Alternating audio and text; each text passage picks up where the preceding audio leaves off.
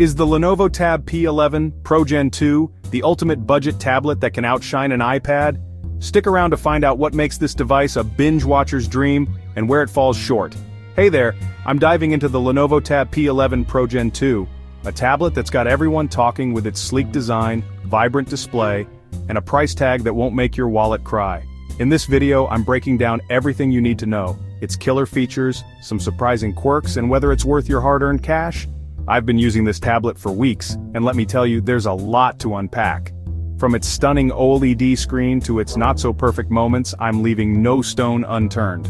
So let's jump in and see if this is the tablet you've been waiting for, or if you should keep looking. Let's start with how this thing looks and feels.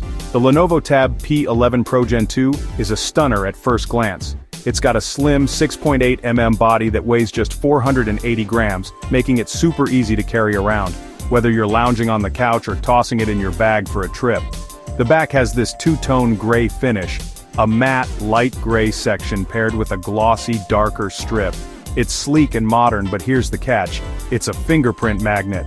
I was wiping this thing down more often than my phone screen after a Netflix marathon. The body is mostly acrylic and polycarbonate, not full aluminum like its first-gen sibling.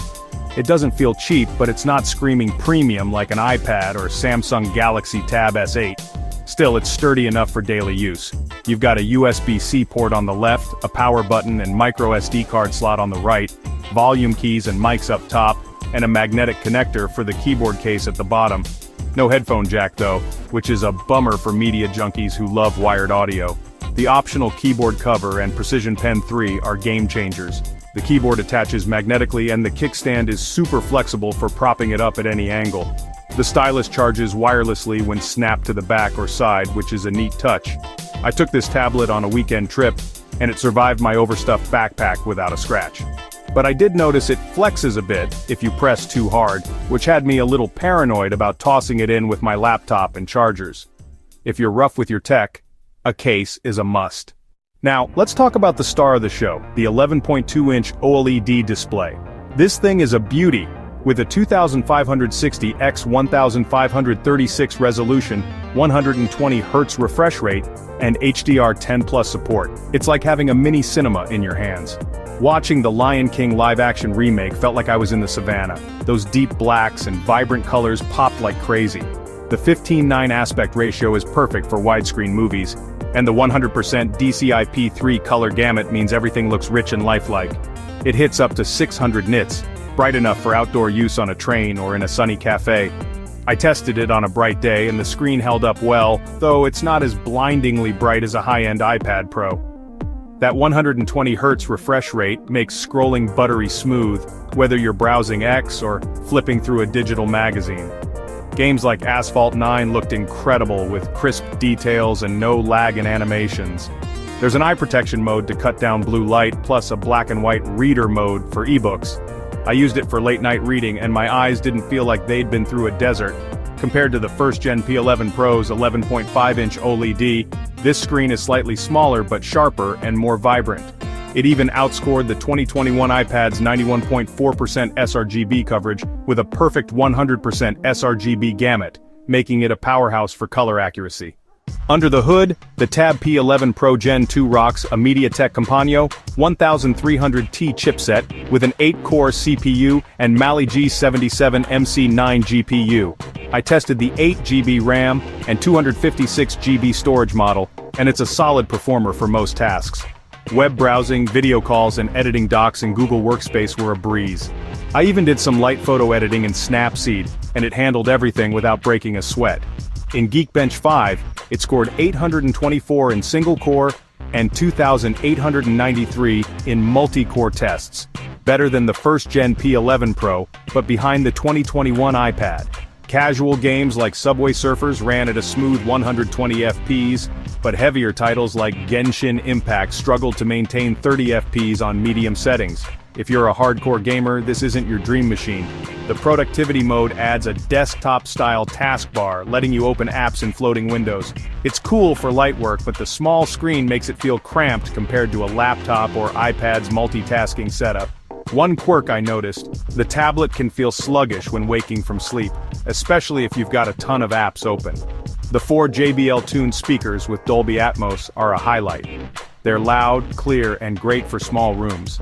I watched Stranger Things without headphones, and the sound filled my living room with crisp dialogue and punchy background music. They're not audiophile grade, but for tablet speakers, they're top-notch. This is a big miss for me. If you're into wired headphones for movies or music, you'll need a USB-C adapter, which is a hassle. The 8MP front camera and built-in mics handled Zoom calls like a champ, with clear audio and decent video, even in low light. The 8200 mAh battery sounds beefy, but real-world performance is hit or miss. For normal use, streaming, browsing, and note-taking, it lasted me about 10 hours. But I noticed it drained faster than expected when idle. On a trip, I charged it to 100% overnight, and by morning it was down to 70% without any use. Watching Netflix for a couple of hours dropped it another 20%. The included 20W charger takes about 2.5 hours to fully charge, which is painfully slow compared to modern smartphones. No wireless charging either, which isn't surprising at this price but still worth noting. The optional Precision Pen 3 is a game changer for note-takers and artists. It's got over 4,000 pressure levels, a button for shortcuts, and a hard tip that feels great on the screen. I used it with Nebo for handwritten notes, and it was smooth, though not quite as responsive as an Apple Pencil. The stylus charges magnetically on the tablet's back, and there's a handy slot in the kickstand case to store it. The keyboard cover is solid, with decent key travel and a small but functional trackpad.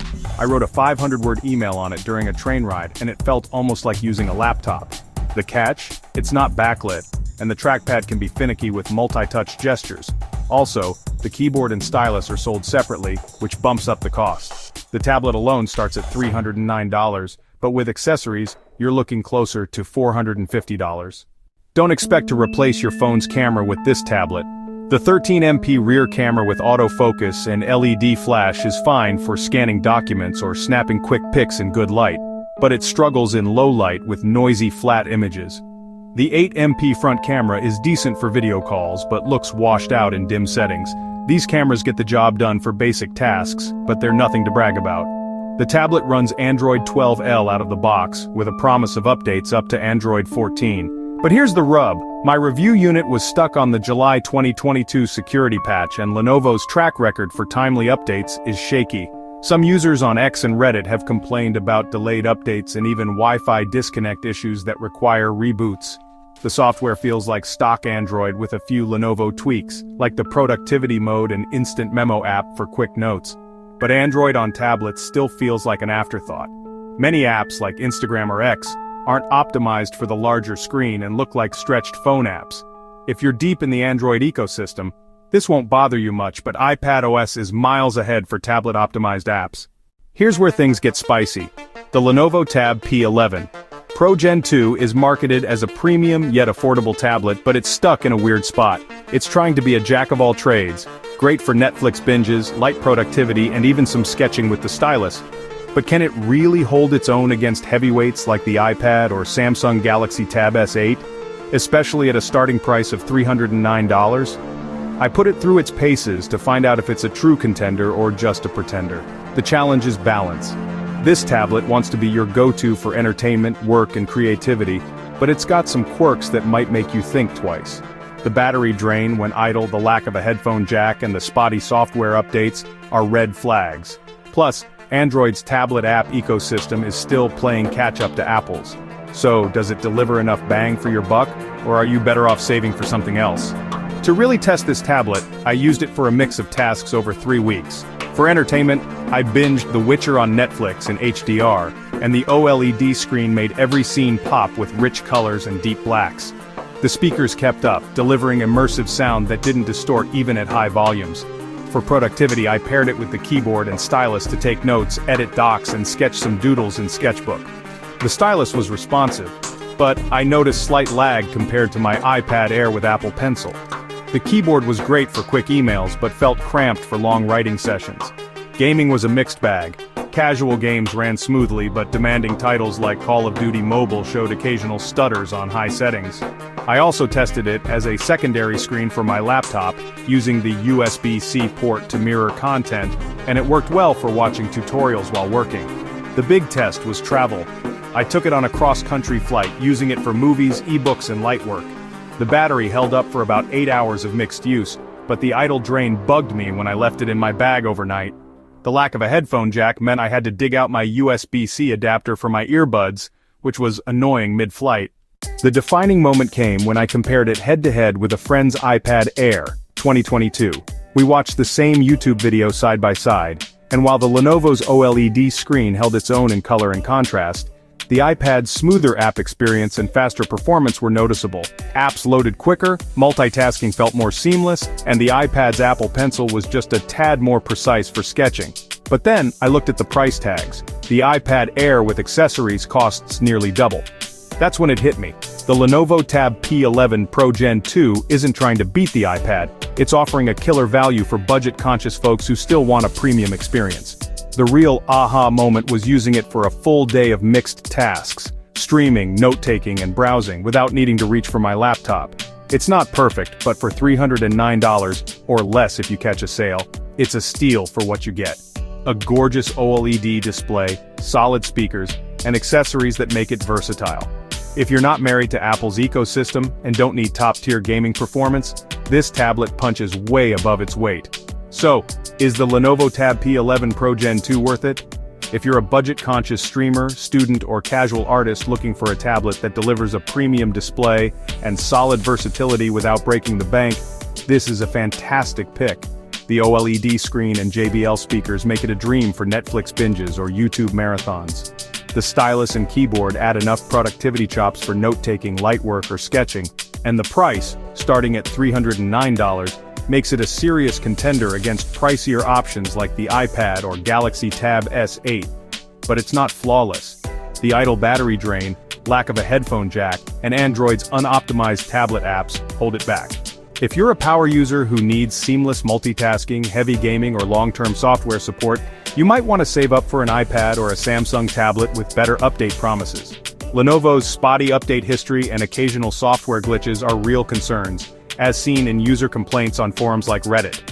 For me, the Tab P11 Pro Gen 2 shines as an entertainment powerhouse with just enough productivity to keep up with daily tasks. It's not going to replace your laptop or outshine an iPad, but it doesn't need to. It's a budget-friendly all-rounder that delivers way more than you'd expect for the price. Tap that next video to see how this tablet stacks up against the Samsung Galaxy Tab S6 Lite.